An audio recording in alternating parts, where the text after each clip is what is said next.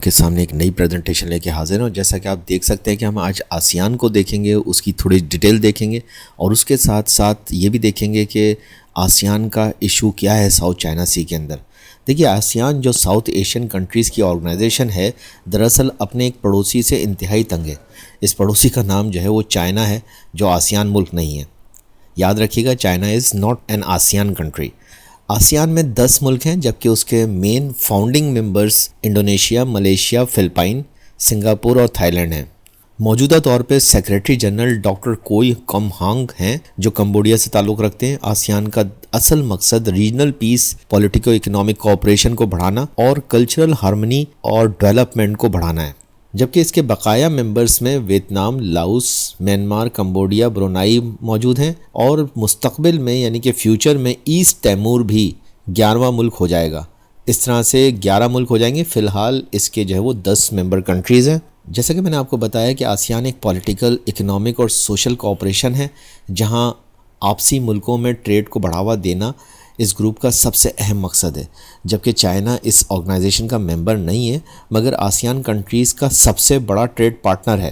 ASEAN اور چین کا اس سلسلے میں باقاعدہ فری ٹریڈ ایگریمنٹ بھی ہے. دوسری طرف جہاں چائنا آسیان ملکوں کے ساتھ بہت سے جھگڑے یا کانفلکٹ ہیں، حیران کن طور پہ وہاں چائنا آسیان ملکوں سے ٹریڈ بھی کرتا ہے اور ملٹی لیٹرل ڈپلومیٹک تعلقات بھی رکھتا ہے. آسیان ملکوں اور چائنا کا سب سے بڑا جھگڑا اس ریجن کے سمندر یعنی ساؤتھ چائنا سی پر قبضہ یا اجارہ داری کا ہے. ساؤتھ چائنا سی میں دنیا کی 1/3 یعنی کہ 33% تجارت ہوتی ہے، اور یہاں تیل گیس کے ریزروز بھی موجود ہیں، اور ساتھ ہی بہت سی طرح کی مچھلیوں کی بڑی تعداد بھی موجود ہے. ساؤتھ چائنا سی میں چین کا سب سے بڑا کانفلکٹ فلپائن سے اسکاربرو شول آئی لینڈ پر ہے، اور دوسرا بڑا جھگڑا چین اور ویتنام کا اسپاٹلے آئی لینڈز پر ہے. یاد رہے کہ ملیشیا، فلپائن بھی اسپاٹلے آئی لینڈز کے کچھ ٹکڑوں پر اپنی ملکیت کا دعویٰ کرتے ہیں. بہرحال ان دو آئی لینڈ کا بہت بڑا جھگڑا ساؤتھ چائنا سی کے اندر کھڑا ہے. ساؤتھ چائنا سی کے تقریباً 90% حصے پر چائنا اپنی ملکیت کا دعویٰ رکھتا ہے، اور ساتھ اس نے جگہ جگہ اس پر قبضہ بھی کر لیا ہے، اور فیوچر میں اس قبضے کو طاقتور بناتا جا رہا ہے،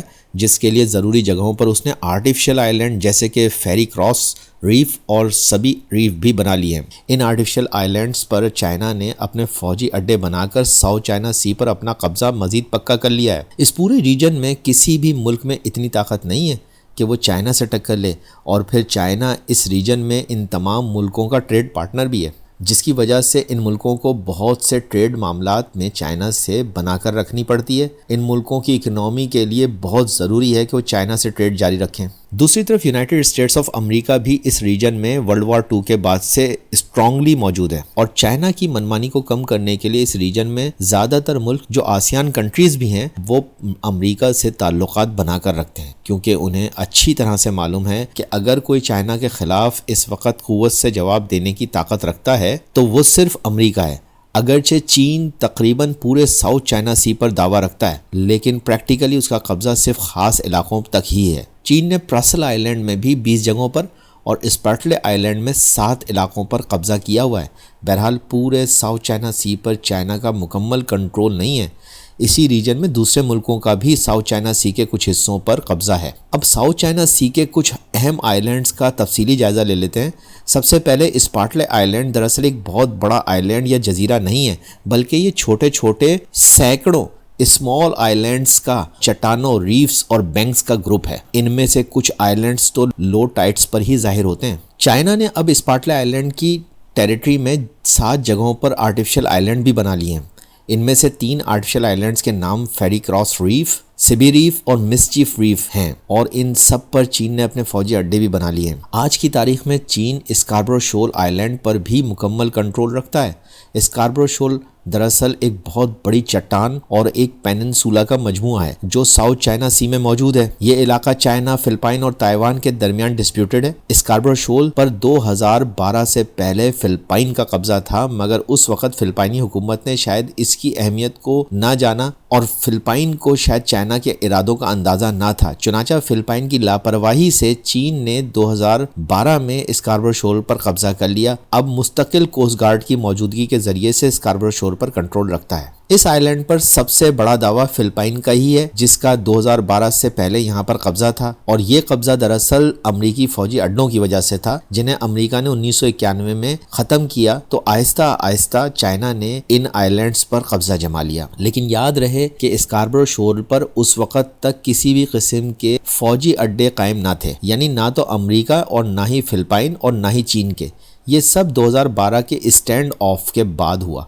یہ جو اسٹینڈ آف ہے، یہ بھی آپ اگر تھوڑا سا ڈیٹیل میں جائیں گے تو یہ ایک طرح کی چھوٹی سی ایک جنگ تھی، جس میں فلپائن، چائنا اور یقیناً امریکہ بھی کہیں نہ کہیں سپورٹ کے طور پہ آمنے سامنے کھڑے تھے۔ یہ ذہن میں رکھیے گا۔ 2012 کے اسٹینڈ آف کے بعد جب فلپائن اور چین کی فوجیں اس آئی لینڈ پر قبضہ کرنے کے لیے آمنے سامنے آ گئیں، تب فلپائن امریکہ کے کہنے پر پیچھے ہٹ گیا، مگر چائنا پیچھے نہیں ہٹا اور یوں اسکاربرو شول پر قبضہ کرنے میں کامیاب ہو گیا۔ اب فلپائن میں اتنی طاقت نہیں کہ وہ دوبارہ اسے حاصل کرے۔ اس وجہ سے Philippines international permanent court of arbitration میں چلا گیا، جہاں سے قانونی طور پر فلپائن نے آئی لینڈ کا قبضہ حاصل کر لیا۔